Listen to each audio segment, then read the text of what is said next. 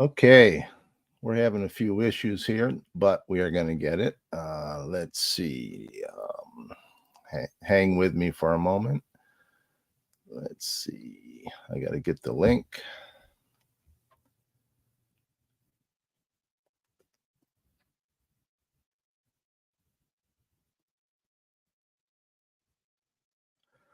Okay, here we go.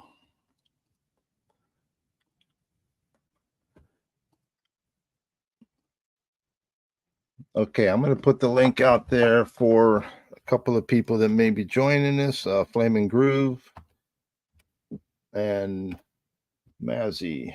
Let's see. Let's see here. We've got.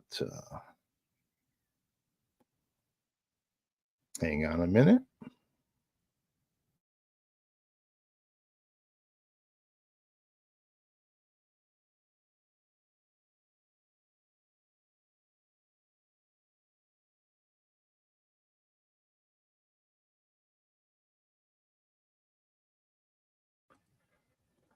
Okay, so what we were going to do, hello, AZ Mick, first one in.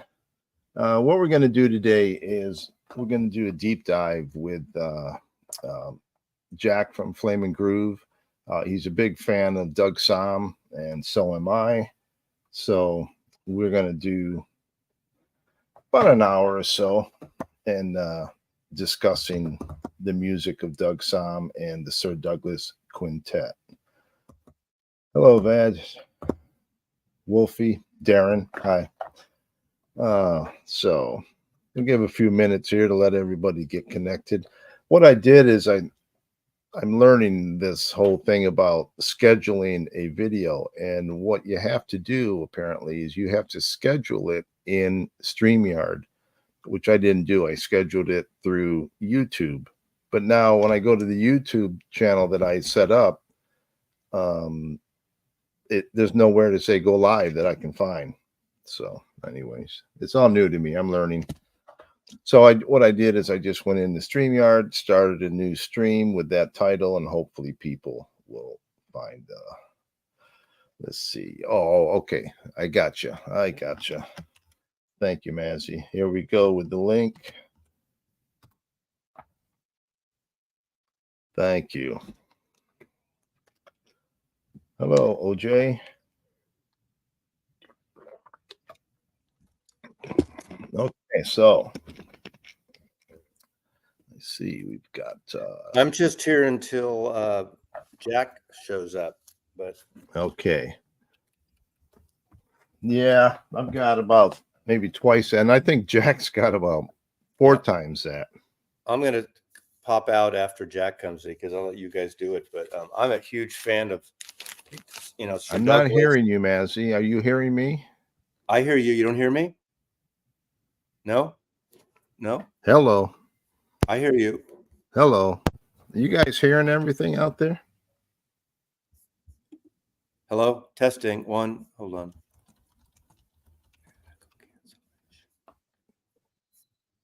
Testing. 1. Hello. I hear you. Can you hear me? I can hear Mazzy. I did hear Harry, but not anymore. I was just here for you. This is like old people, old white people. I'm gonna once he gets on. Yeah, but I don't hear Harry now. Wait a second. Oh, I hear you, Jack. Am I still echoing? No, I hear you fine. Okay. I just don't hear Harry. I'm gonna get off and listen to YouTube, but I love Sir Douglas, so that's all. I'll listen to you guys. I don't know where's a good spot to sit here. I pulled a bunch of my records.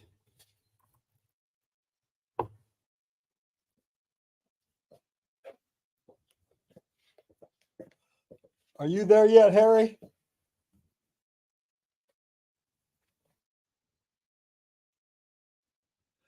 I could hear Mazzy, but I can't hear you, Harry. Of course, your lips aren't moving, so maybe you're not talking.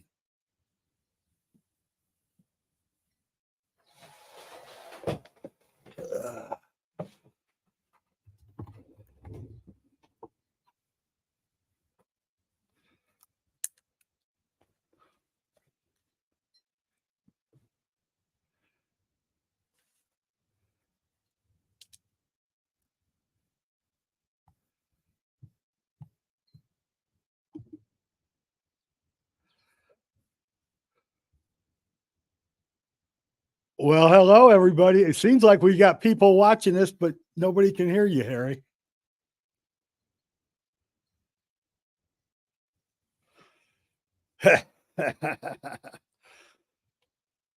Old farts on live streams.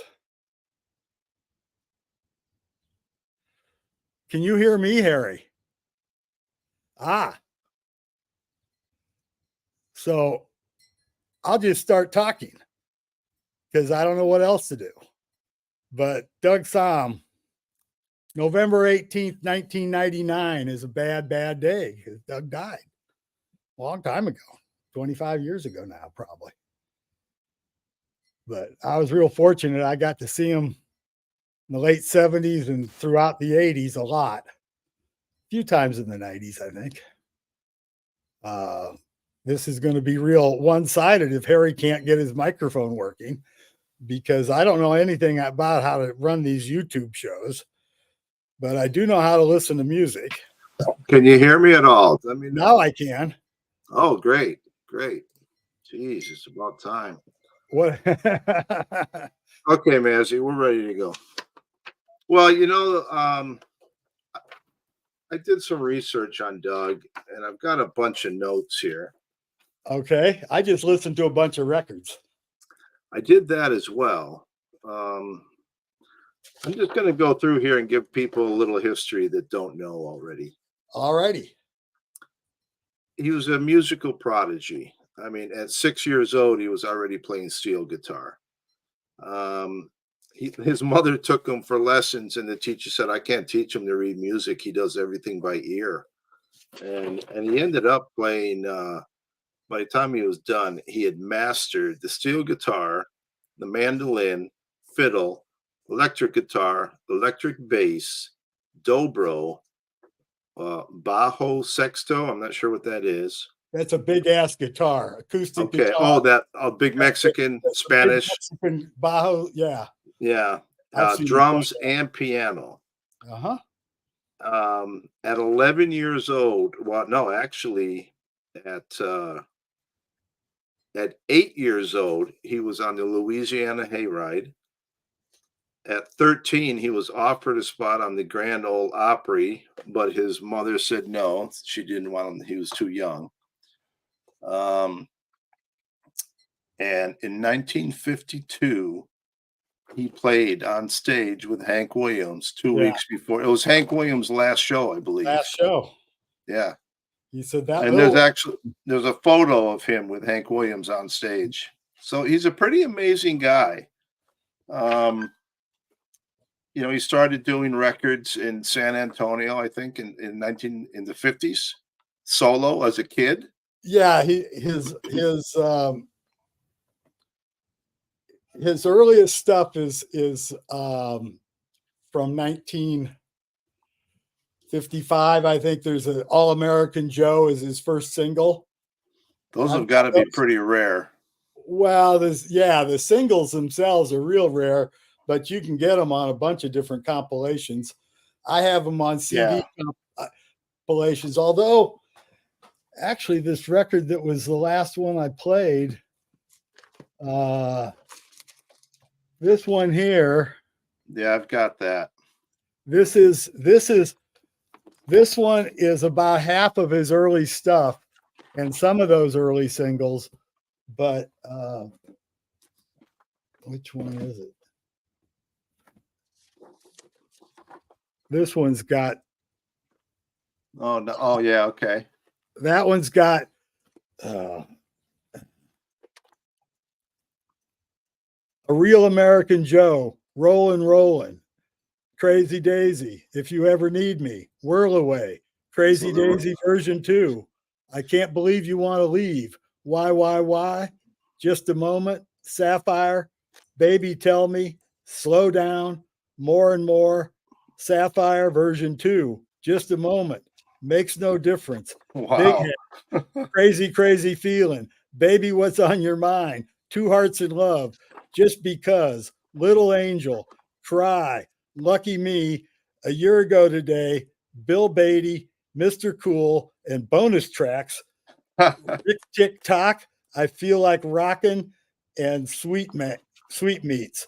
Those are by other artists, but he's in the band. Okay. And that's he's just a teenager then. Well, So yeah, he was really doing Tex-Mex, Americana kind of stuff. And then all of a sudden, well, Huey Mew, you familiar with that name? His producer, manager. Huey Mew wanted somebody to beat out the Beatles.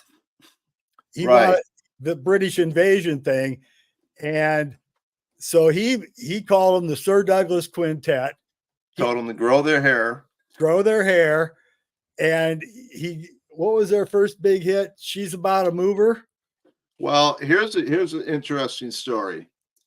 The photo is a shadow because two of the band members were Latino and they didn't want people to know. They wanted people to think they were from Britain. Is that the one on Tribe? No, this is a reissue. This is their first album. Now, even though it says the best of them, it's really a compilation of singles that were issued on Tribe. You know, that might be a record I don't actually. I have a best of, but it's the Tacoma one, and it's not. It's the Mercury stuff. Yeah, this is actually a copy of the first album. Right. But okay. It's got Bacon Fat and Blue Norther as bonus tracks. Yeah. I probably have most of those tracks on CDs, but I don't actually have that record. So this is where She's About a Mover. They wanted to do some. Actually, Doug had heard She's a Woman, and it's very similar in style to She's a Woman. And he wrote She's a Body Mover. And Mew thought that's not going to work. The radio station, they're not going to get airplay. So they changed it to She's About a Mover. And it became a huge hit because of that Vox organ, which I love the sound of that organ, which is another reason that I love the early Elvis Costello, because it's got that same sound, you know? Right. And Augie will tell you that he had the only one in the country. He had one of the first organs in the country and the only one in Texas. And it made him great. Did you see the movie Sir Doug, the Genuine Texas Groove Merchant? What's it called? No, I haven't. Well, a guy named Joe Nick Pataski. Okay. Put this together in 2015, and I watched it this morning again. It was done with a Kickstarter. Give them $30 and you get a copy when they're done. Oh, which is how I got this back in 2015 or 2016 or whatever. And I went online to see if you could stream it online, and it turns out that they've lost all the rights until November 6th. So there's a website called Sir Doug Film, I think it is. Yeah. And on November 6th, you can stream this again, but you can't right now. Because I've never seen it. It basically, it was a movie that made the circuit, the film circuit. Okay. So now this would be his second album. And this is called Honky Blues. Honky Blues.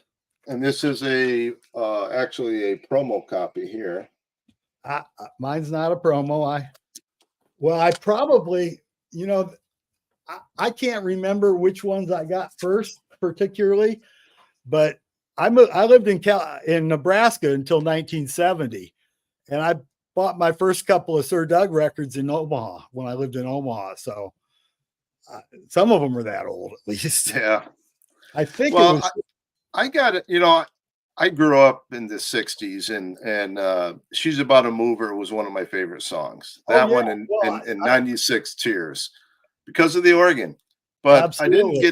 I didn't get into Doug solo or even more of the quintet until later. I think so. I was going to show these in order. Let's show them in order. Okay. In chronological order. So that was the second. Now, your third album by him is Mendocino. And this was rushed out because they had a single of Mendocino, which was a hit. Which is about cheating on his wife, but that's okay. Yeah, with a 14-year-old. I don't know how Teeny bopper, my in the movie, his son is talking about that particular song, and it was like, yeah. Now this has also got She's About a Mover, but this is a different version. This is re-recorded. It's not the single, the original single. Aha. But it sounds good. It's okay, but I still like the original. Then after that, we've got I'm missing some albums, but I'm doing what I have in order. Okay, well, I'll see if I have the ones you're missing. Together After 5. Got that one. With Nuevo Laredo, which I love. Great song called Dallas Alice. T-Bone Shuffle. He does a fantastic version of T-Bone Shuffle. You should see that. You should hear the one on the outtakes on the CD. What's that one called? I can't remember. You were telling me about the Rhino Handmade. They actually reissued that as a standard release, and I ordered it. Oh, they did? Yeah. This thing here. Yes. Yeah. Which is basically. Now, next I've got 1 + 1 + 1 = 4, which I saw you showing. Right. That's next. That's what I got. Let's see here. And this one, there's really nothing on here that jumps out at me. This is, I like almost every song on it, but you're right. Nothing really jumps out. It's really I gotta wonder if Manzi's watching. This has got to be on Haight Street, I would think, because they went from San Antonio to San Francisco, where he became the Cosmic Cowboy. Well, he went back to Austin after that. Well, he lived in Salina a long time too. When he wasn't really in San Francisco, he lived in Salina. But yeah, I'm sure that's somewhere in San Francisco. Looks like it. Look at the address is 90, or just is it 90? Yeah. So. Now after that, the one I have is Live Love. Oh, well, let's show you what's in the middle there. We got. Okay. Oh, that's what I'm looking for. This is a great one. Yes. This one's called The Return of Doug Saldana.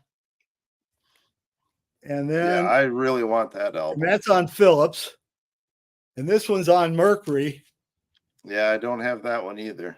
Doug Sahm Rough Mix. And then he went to Atlantic for the. That's a good album. Look at all the people that are on that cover. Can you name them? Can you point them out to everybody? Well, there's Doug. You got Bob Dylan on there. Bob Dylan, Dr. John on the keyboards. Bob over here. I'm not sure who the sax player is. Clarence, maybe? Nah. No. But, well, I mean, the easy way is just to look, I guess. This would be the last. This is the last Sir Douglas quintet that I've got. Well, this record, I remember when they were making it. Okay, Doug Sahm, George Raines, Jack Barber, Augie Meyer, Bob Dylan, Dr. John, David Bromberg. I love David Bromberg. Newman, David Fathead Newman's the sax player. Wayne Jackson, trumpet. Willie Bridges, baritone sax. Martin Vieira, tenor sax. Mel Martin, baritone sax. Jack Walrath, Charlie Owens, Eric Martin, Flaco Jimenez, and Atwood Allen. Yeah. This is a great record, and you will discover, if you got the Rhino Handmade stuff, the outtakes from this record are just killer. Oh, good. Just killer. I read a book on Doug, and he said that he was out on tour And when he came home, he walked in the front door and he found Bob Dylan sleeping on his couch. Yeah, that's a story. Yeah. I got lots of those kind of stories, but so there's the Sir Douglas Band do the Texas Tornadoes. Yeah, I've got a promo of that. This has got San Francisco FM Blues, Someday Tennessee Blues, Texas Tornado, Chicano. Really, if you like Tex-Mex music, you've got to check him out. He's great. He's great. Yeah. So, and I do have that Rough Edges. I had it misfiled. It was. yeah. Yeah, there we go. Well, this is, according to my list, this is the next one. I've got the Vinyl Me Please pressing of that. Let's slow down a little bit on this and talk about these. This is this one here. Yeah, okay. I think that the original is better than the Vinyl Me Please, but not by much. Not much. What can you tell us about this album? It's got Doug Clifford from CCR on it, and Stu Cook. And okay. Yeah, it's behind. I can't see behind the booklet there. Yeah, but back in, this record came out, 75, 76. About 5 years later, they did Sir Doug was always bigger in Europe than he was in America. Sweden, especially Sweden. But he had one record he did in Sweden that sold 50,000 copies. Right. Yeah, Midnight Sun. Amazing. And he's also done some albums in Spanish. I would not be surprised, but I haven't heard those. I haven't got those. I love the artwork on this, but the artwork's great. So this record came out. Trip. And then, Doug always mixes up his bands. He doesn't keep a steady band a lot. Except for Augie. Yeah. And I don't think Augie was with him. I don't know. He may not have been on that one. But so 4 or 5 years later, they announced a show for the Fillmore Auditorium. And it's the Doug Sahm and friends. And it was kind of like a Tuesday or Wednesday night, and it didn't get a whole lot of promotion because they announced it like 3 or 4 days before it happened. I went to that show, and it was the smallest crowd I've ever been to at the Fillmore. Everybody there was having fun, but it turned out that this was a warm-up gig because they were going to Europe to play in front of 80,000 people at some Oh. festival. And they hadn't played together because they weren't really a working band. But Stu Clifford and Stu Cook and Doug Clifford were in that band, and their kids were like in high school, and their kids' friends was a big portion of the crowd. And it was just a great fucking show. And to be in the Fillmore when it's empty is a lot of fun, to be honest. I never got to see them. I'm really disappointed about that. I got to see him probably 8 or 9 times. I don't know. They were mostly bar gigs. When he got, he's really instrumental. He used to play a lot at Slim's, which was one of my favorite haunts back then. That was owned by Boz Scaggs. Oh, well, one of the owners was Boz. I remember this one night at Slim's, and it was Doug Sahm and friends. And the opening act was Luann Barton, Angela Straley, and Marcia Ball. Now I knew who Angela and was. I knew who Angela Straley was because I'd seen her before, but I'd never heard of Marcia Ball or Luann Barton before. This is probably the mid '80s sometime, and those girls came out. And they're fucking awesome. All 3 of them are awesome. And all 3 of them. You got to figure anybody that's hanging around him or involved in his style of music is going to be good. When Doug's playing all night long, Doug's playing and singing and talking about how great those blues broads were that opened. And all that time, Boz Scaggs and Angela Straley, who was in her killer dress, by the way, were dancing from Doug, right? They were dancing in front of Doug all night long. It was a good show. The Blues Broads are kind of changed a little bit. Currently, they are Dorothy Morrison and Annie Sampson and Tracy Nelson and Angela Straley. They've released one CD/DVD that is just awesome.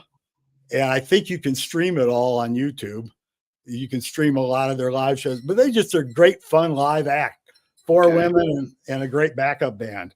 And of course, Angela Straley owns Rancho Nicasio, which is one of my favorite bars, right? I want to say hello to everybody that's showed up over here that I haven't noticed. George, we got JT. Thanks, JT. Wow. Ivan.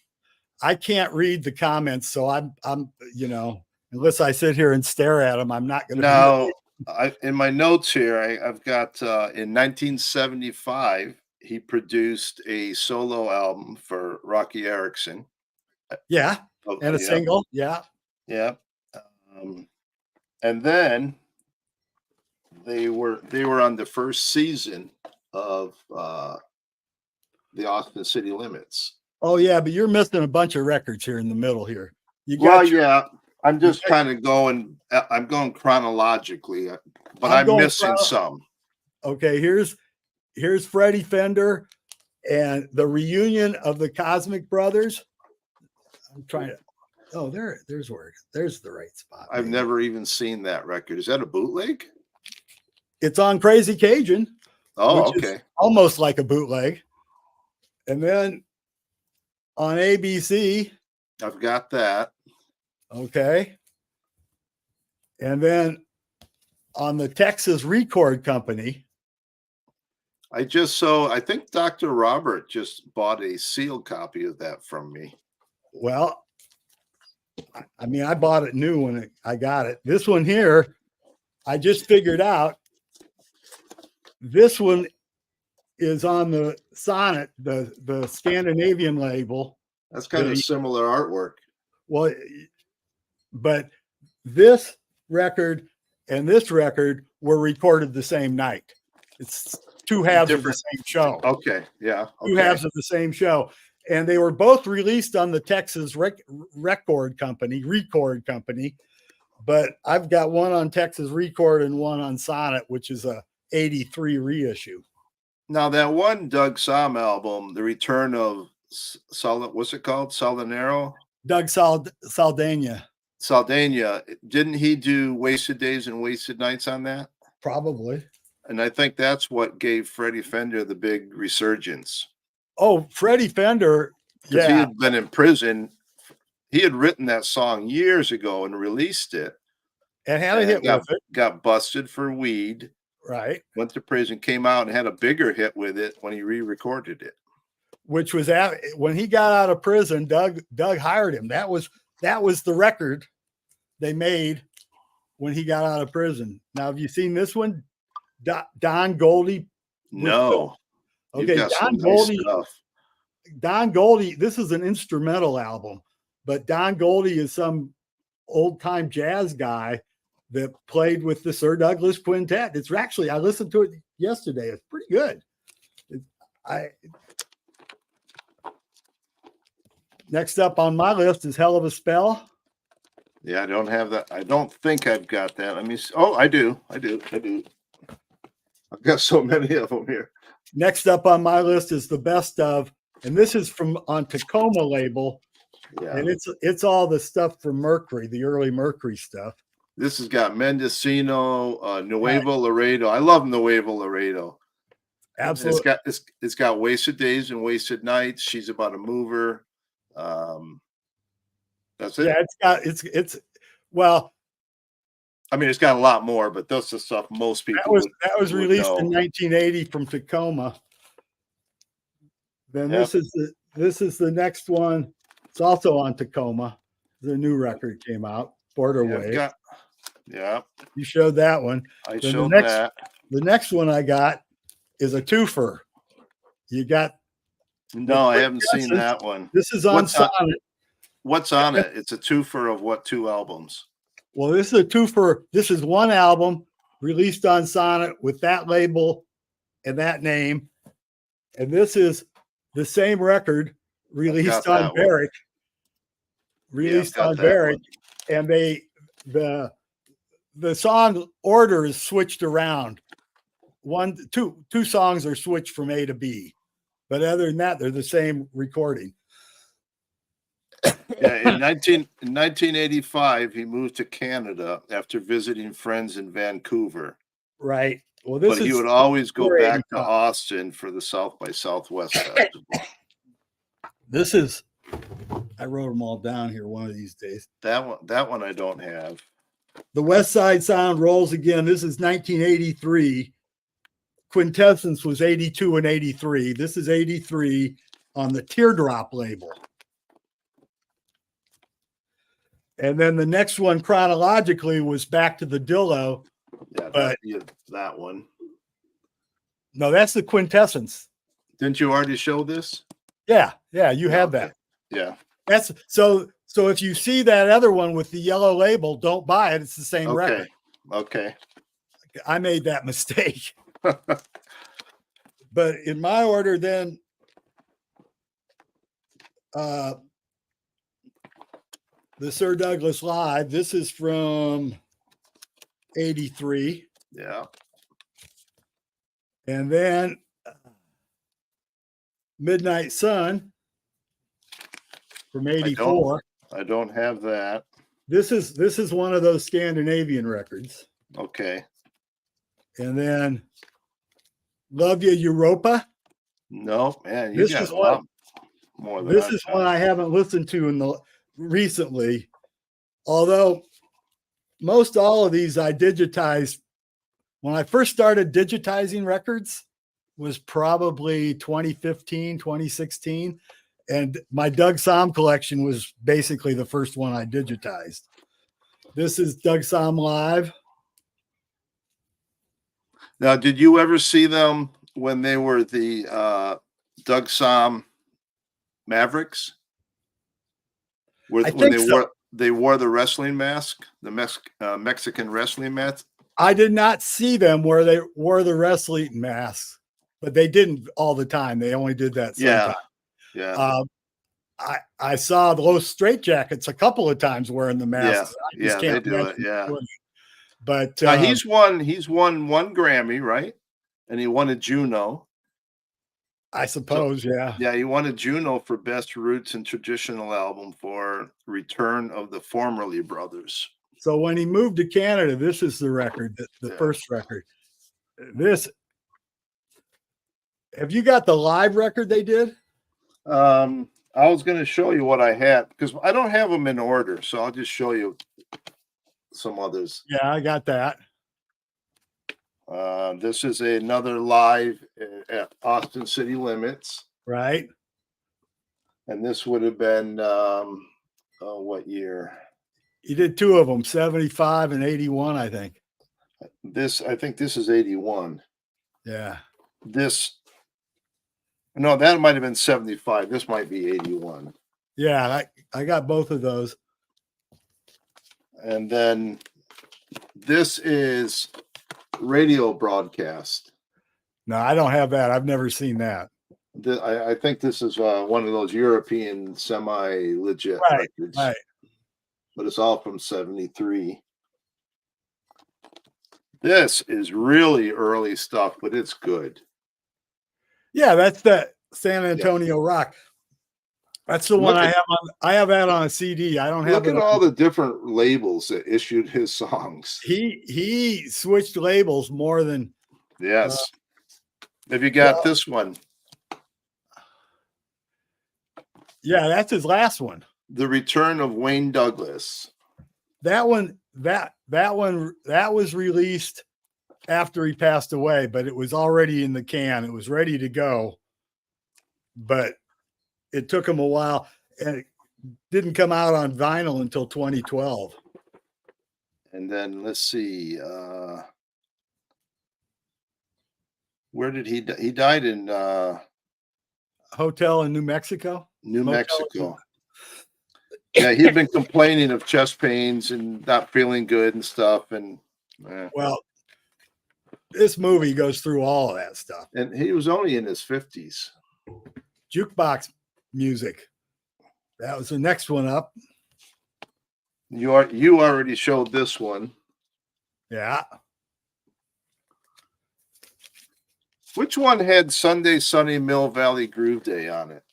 I love that song. Oh.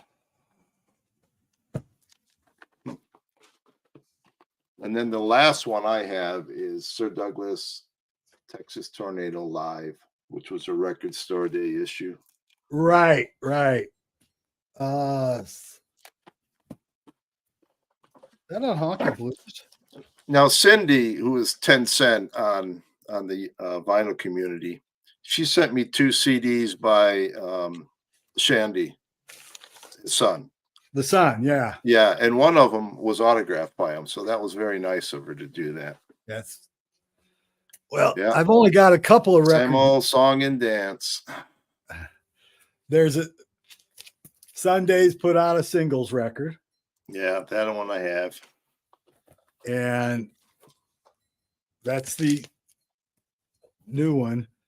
And I got both of those live at. That's it. Now, here's an interesting fact.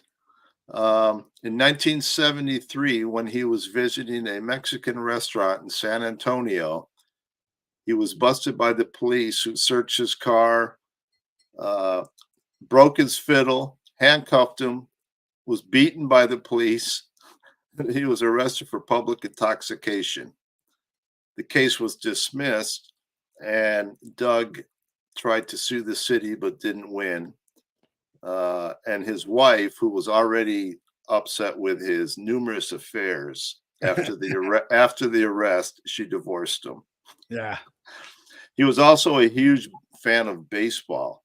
Oh, absolutely. And he would often not show up to rehearsals because there was a game that he wanted to watch. And there was one tour that he refused to do because it would interfere with the World Series. Right. Yeah. If you, on one of the records I listened to the other day, the end of the last track has a recording of his phone message. His phone, if you called him up, and it was basically, leave a message, but if it's about baseball or guitars, I might answer. Did you ever see the movie Cisco Pike? Long time ago. I don't remember it. Well, Doug was the dope dealer. Okay.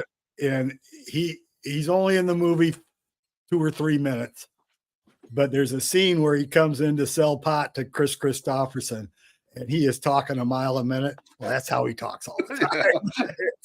it's so on the CD front, there's a bunch of compilations, of course, but the one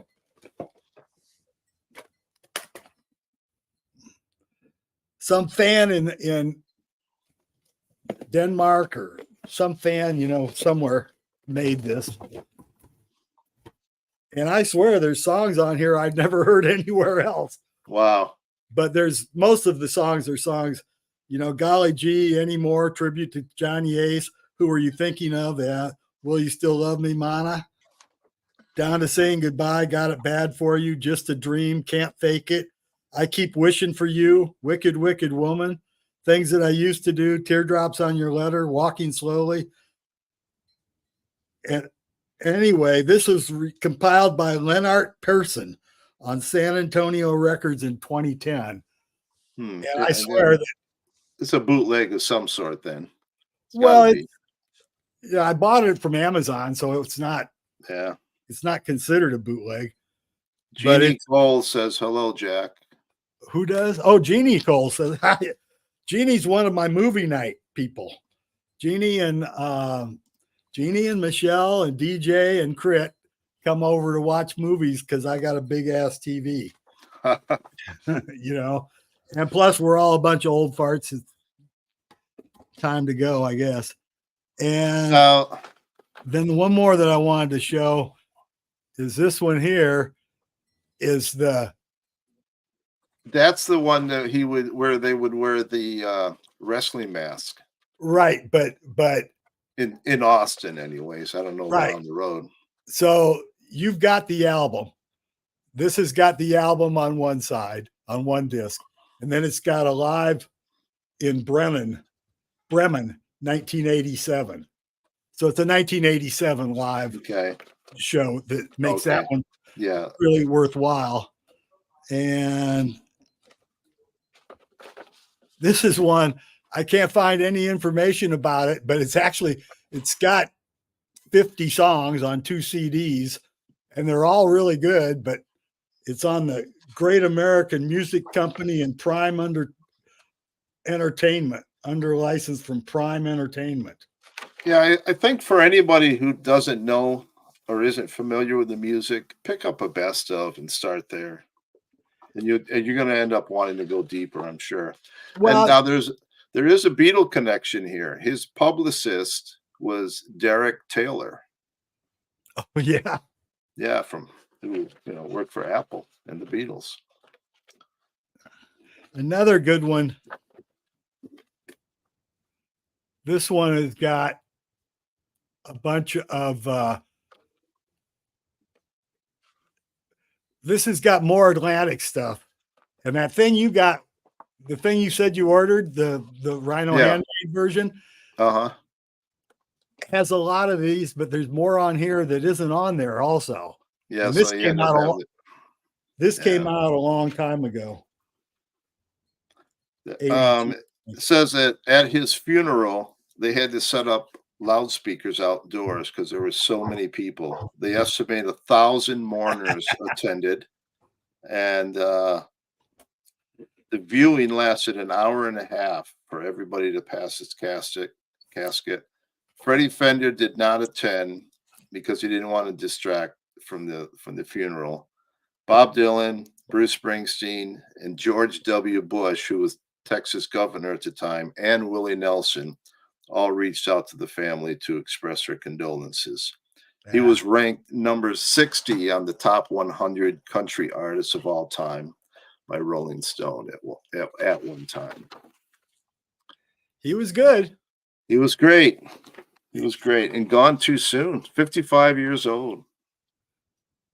That's what Garcia was too, wasn't it? 50. I don't know. 55, I think so. Yeah. But I just love the Tex-Mex sound. I love the organ. I love his lyrics, his voice, everything about him. He was such a showman. I mean, he like I said, he played at Slim's a lot in the late 80s, early 90s. The Texas Tornadoes basically played at Slim's before they were the Texas Tornadoes. They were just, Doug Sahm and friends, and Flacco would almost always be there. Look at his son, the one son, both sons, but the Shannon, drummer, he looks just like his dad. I mean, it's a spitting image of his father. Yeah. And so another guy, Jesse Dayton, has a single out that's got a cover of At the Crossroads, and I've got it, but I couldn't find it. It's here somewhere.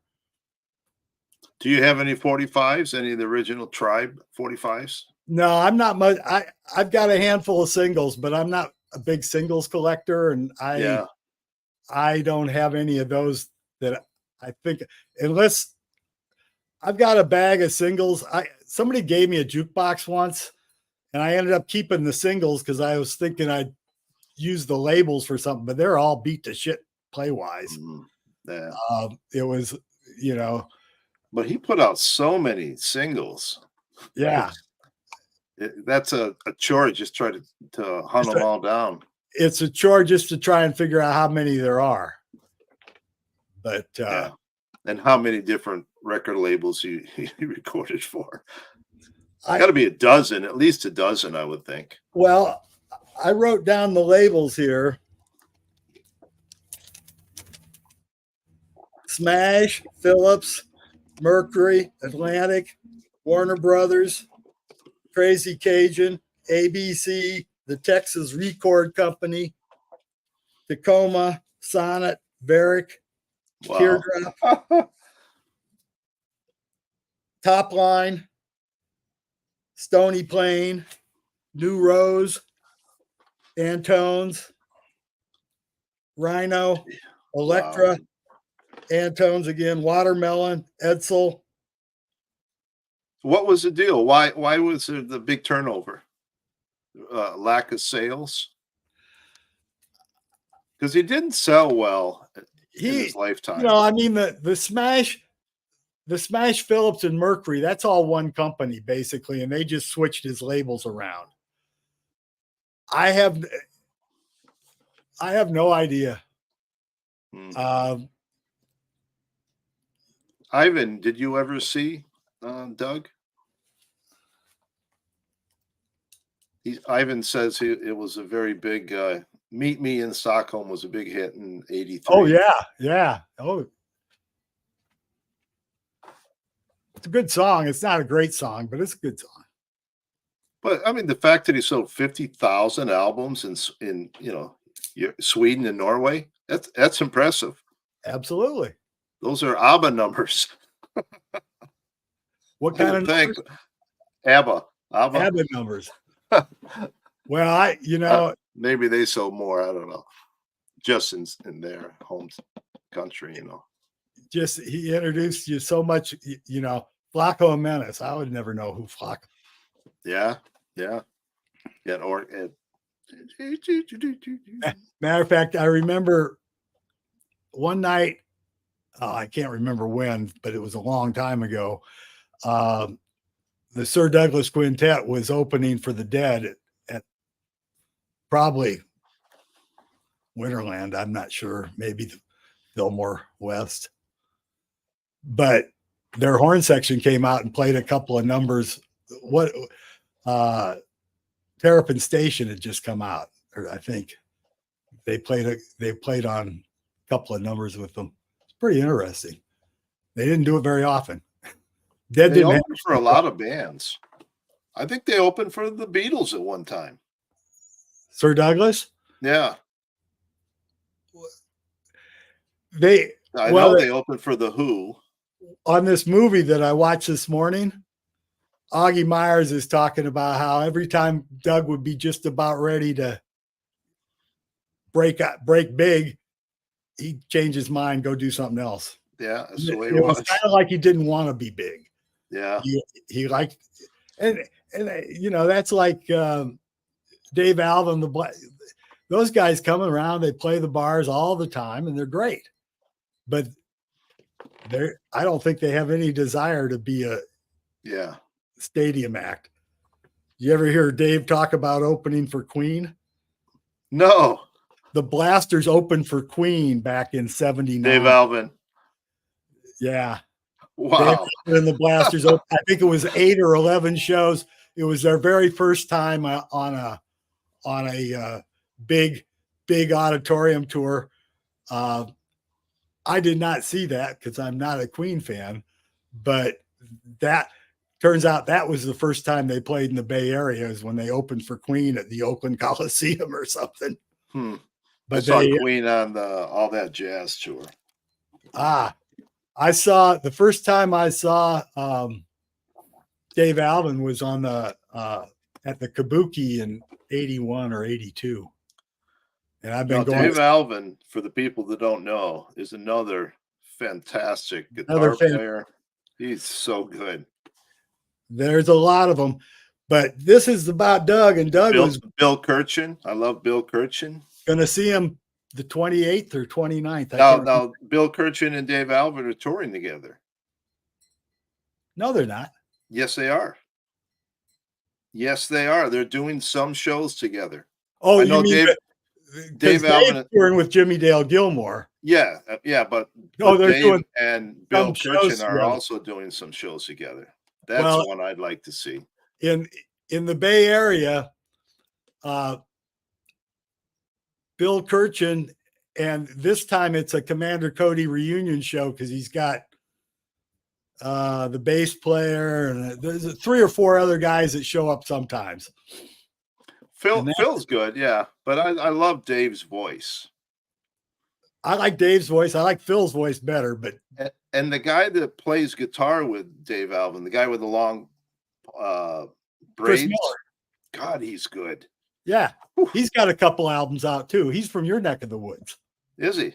I got one. Well, I got one CD from him. They're not on vinyl, but I can't remember the name of it now. But I'm going to put a link here for a video I want people to watch of Dave Alvin. Let's see here. Just say something about Doug for a few minutes while I look, or a minute or two while I look for this. Well, Doug was a skinny little guy, played all kinds of different instruments. He kept his show rolling, and once you never knew what you were going to get. The songs would be like a Mexican song, and then a rock and roll song, and then it was great. Okay, I want people to go watch this video later. I'm going to put a link here. This is, I saw Dave Alvin at the Tractor Tavern in Ballard, Washington. And after the show, he went out on the sidewalk and performed Marie Marie. I've seen that clip. And I shot a video of it. Yeah. And it's so cool. So cool. We,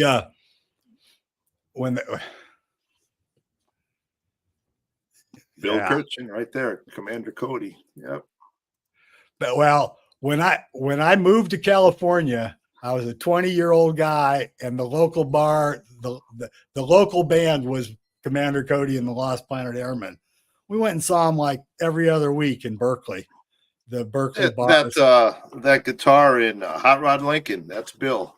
That's Bill Kirchen, absolutely. Yeah, yeah. Well, they used to play that. They used to. The early 70s, the Berkeley local bands.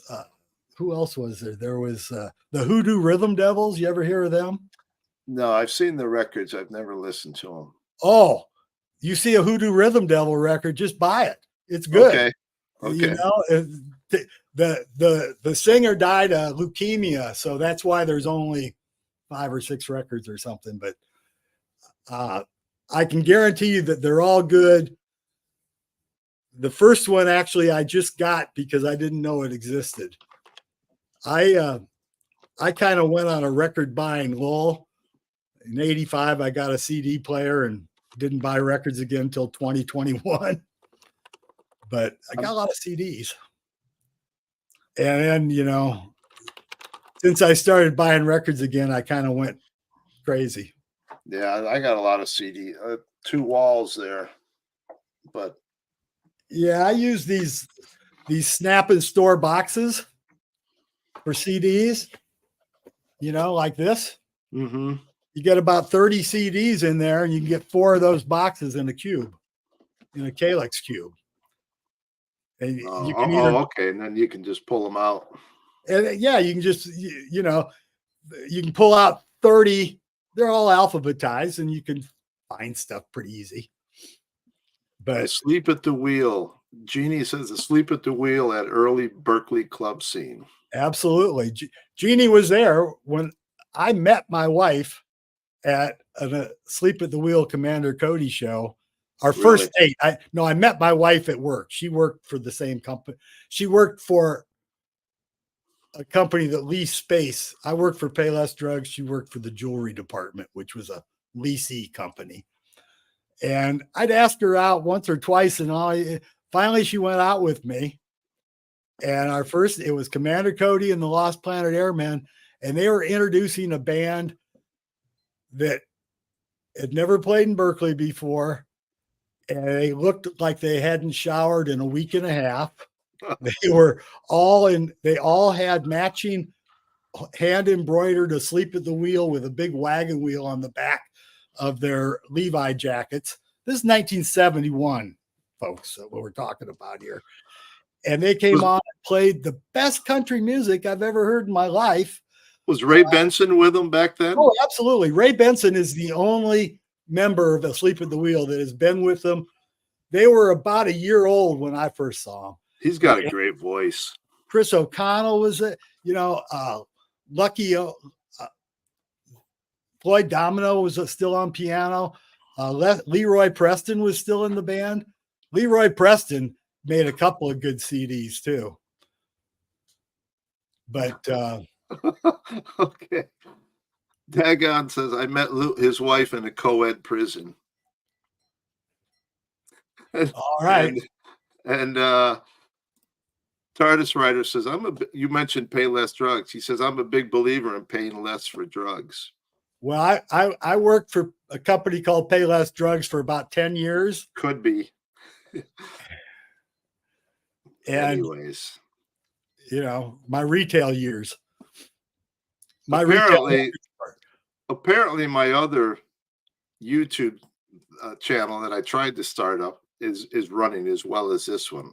I don't know. Anyways, I don't know. I can click a link. I can't do a bunch of the other stuff, but I appreciate this. Well, I figured it out. If I'm going to schedule a show, I need to do it through StreamYard, and then all I do is open StreamYard and say go live. I did it. I scheduled it through YouTube, which was kind of screwy. Because I had that scheduled thing up for like 3 hours, and then you texted me that you left me a link, and there was no link there, and so then I kind of looked around and found it. We're getting the hang of it. It's all good.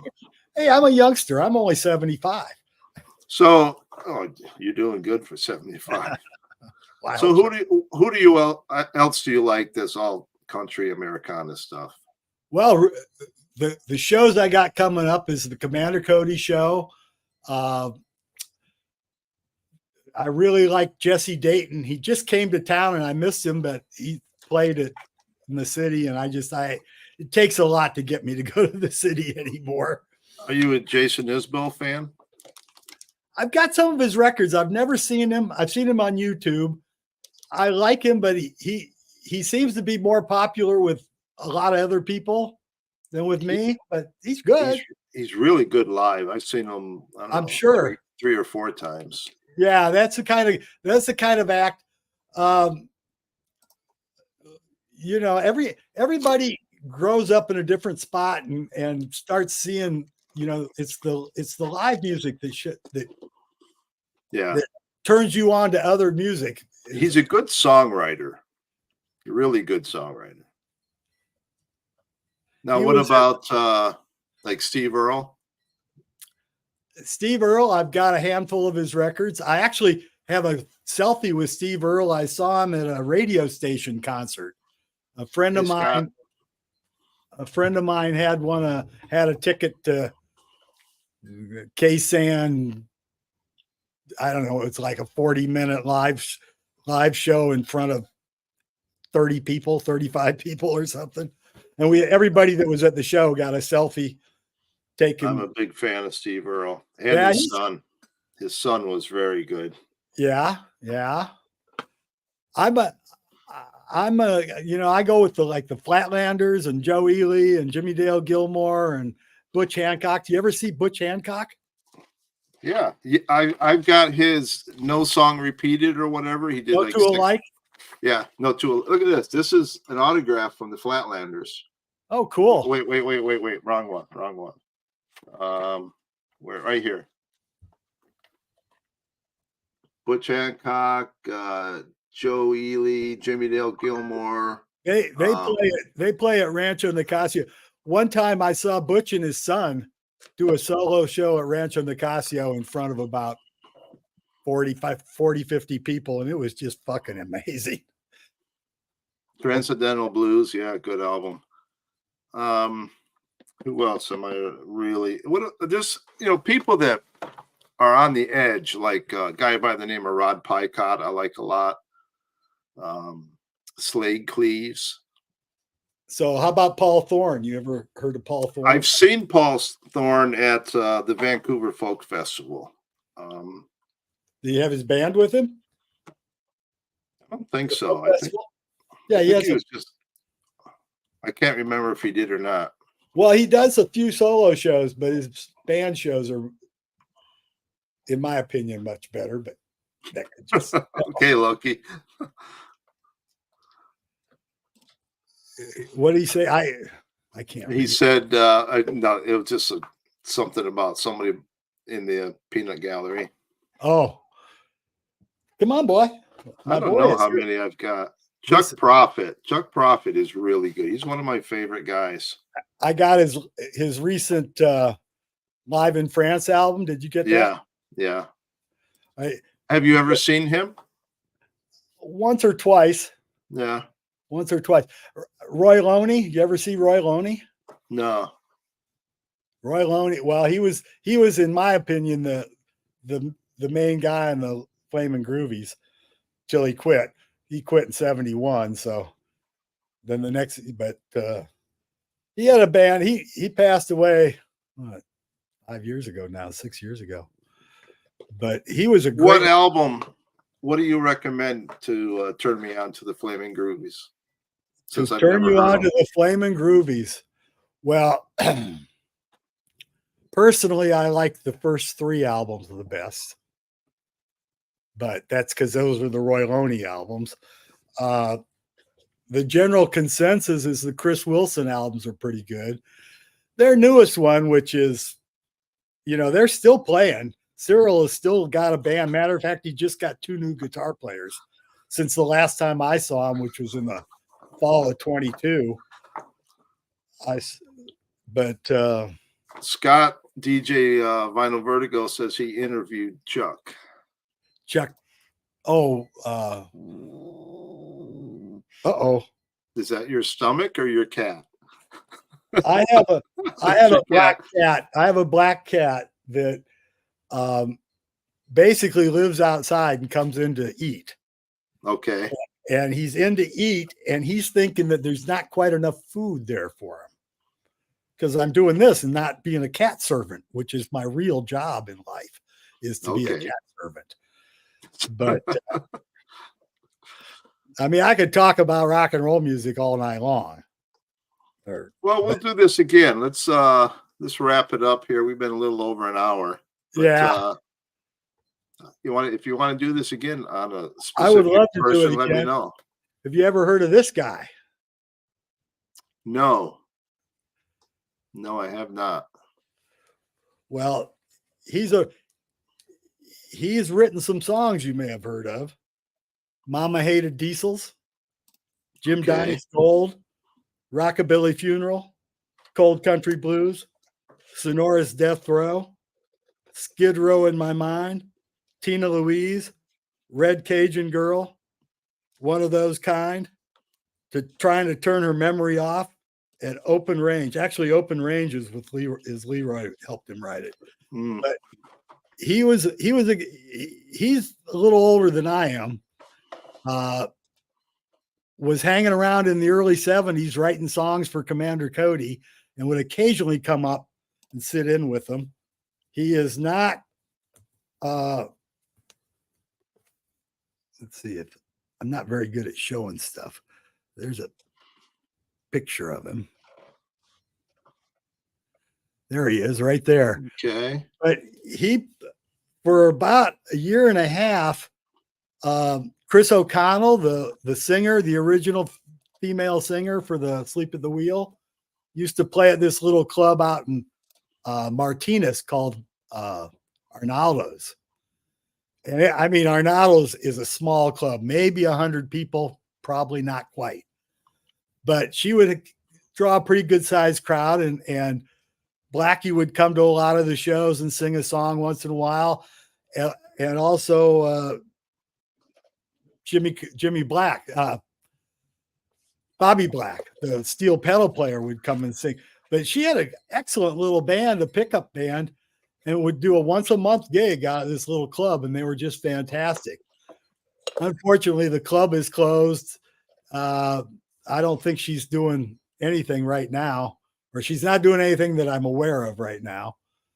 But she did sit in with the Sleep at the Wheel on their 50th reunion tour, which got all fucked up because of COVID. Because their 50th anniversary was the year that nobody toured. But they did they put out a good record. Real good record, actually. Have you heard Fred Eaglesmith? Nope. Okay. What about the Gourds? I've heard of the Gourds. I may have heard a track, but I'm not sure. Shiny Ribs?